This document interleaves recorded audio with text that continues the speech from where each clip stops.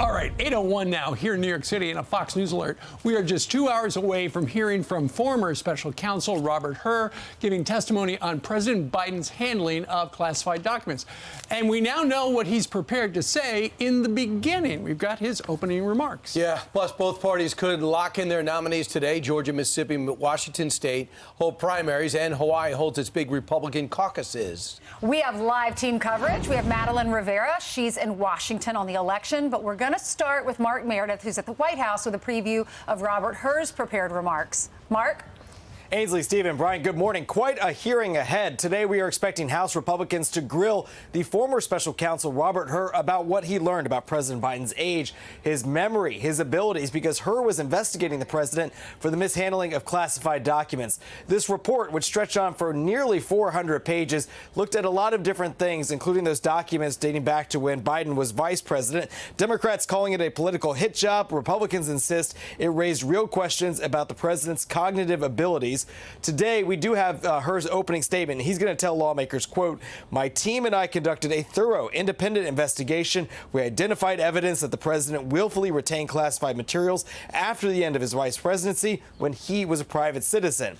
Now, Hur in the same report said he was not going to charge Biden based off of the investigation, that there wasn't enough evidence. Lawmakers are likely to press Hur, though, to further examine what he thought of Biden's memory of those documents and his time in the White House prior. Hur claims Biden couldn't remember key dates like when his son Beau died or when he was vice president. Hur will go on to say in his opening statement, "My assessment in the report about the relevance of the president's memory was necessary, accurate, and fair.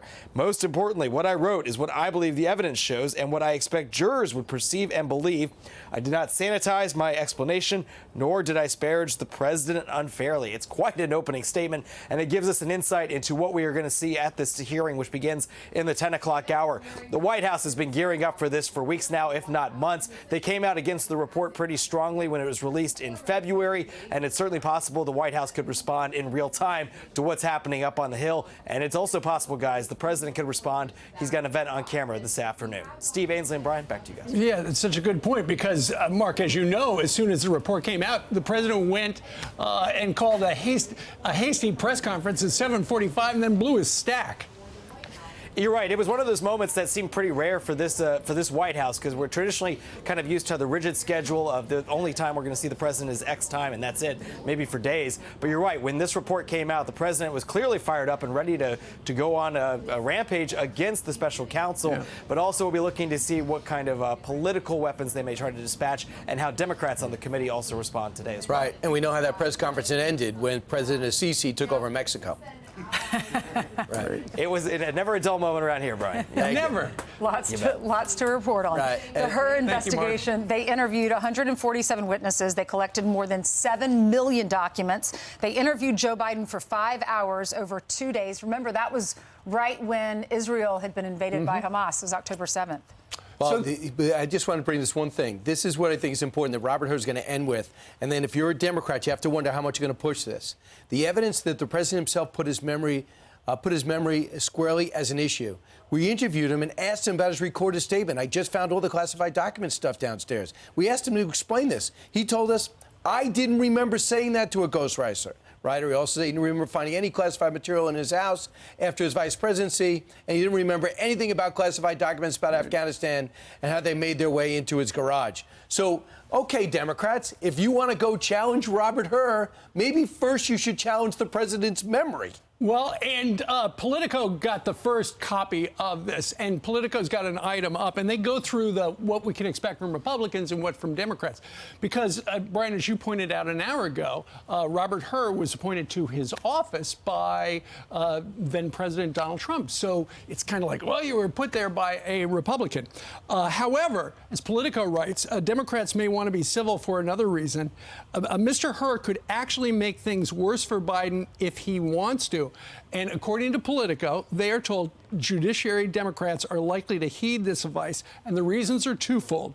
Some think Joe Biden's State of the Union address last week put concerns about his age to bed, and that if they get into a blank match with Hur, that threatens to elevate the age concerns even more. Instead, Democrats are going to emphasize one major point over and over.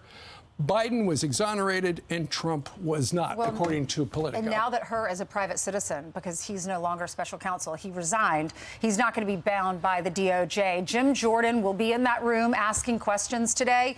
We talked to him earlier. Listen.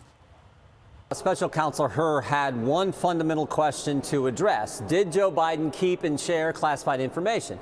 And the answer to that question is a resounding yes. Yes, he did. He kept it in 5 different locations: the Penn Biden Center, the University of Delaware, and then in his garage, his office, and his den at his home. So he kept it at 5 locations, but maybe more importantly, he shared classified information with the ghostwriter of his book. So that is clear. We're going to probe all those areas, but he found that clearly, but then decided, as you pointed out, Brian, that because the president would be sympathetic, and this is Special Counsel Hur's word, sympathetic to a jury because he would appear as an elderly old man who can't remember things, he decided not to bring charges. Steve, what I think you brought up is also something Republicans would say.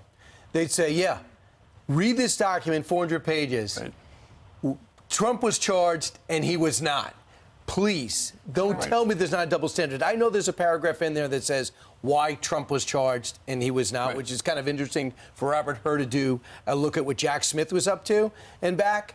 But there's some real similarities between where they kept documents, the slipshod way in which they held documents, number one, but one happened over the course of 40 years and never stopped. And Joe Biden, and one happened in 4 months. And Joe Biden can just say, well, I don't remember.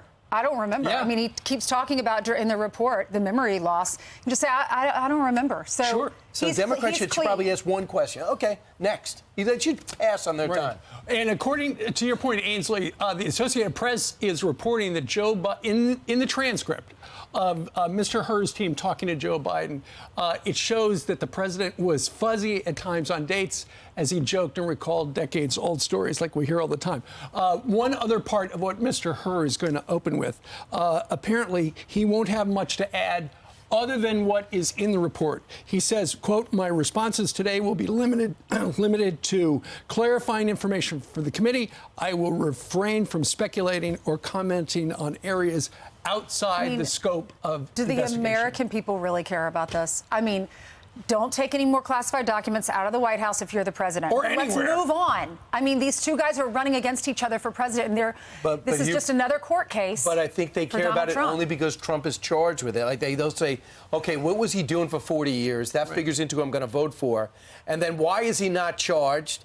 That may be something to vote for. And then, by the way, what about the other guy? Why is he charged with multiple charges, costing him millions of dollars in a case that could actually stop him from campaigning for at least 4 weeks? But also keep in mind, and this is the damning part, Joe Biden's Department of Justice says that Joe Biden, the guy who runs the government, is a sympathetic old man with a terrible memory. Yeah. That's the part that stings. Yeah, Right. and this I would is rather his say DOJ. charge me. You're right.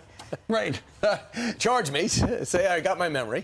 Lock me up. I'm fine. You'd rather go to jail. I'd rather go to jail than anyone say you have Please don't assess me that memory. way, ever. All right, so that's going to kick off less than 2 hours from now. I'm Steve Ducey. I'm Brian Kilmeade. And I'm Ainsley Earhart. And click here to subscribe to the Fox News YouTube page to catch our hottest interviews and most compelling analysis.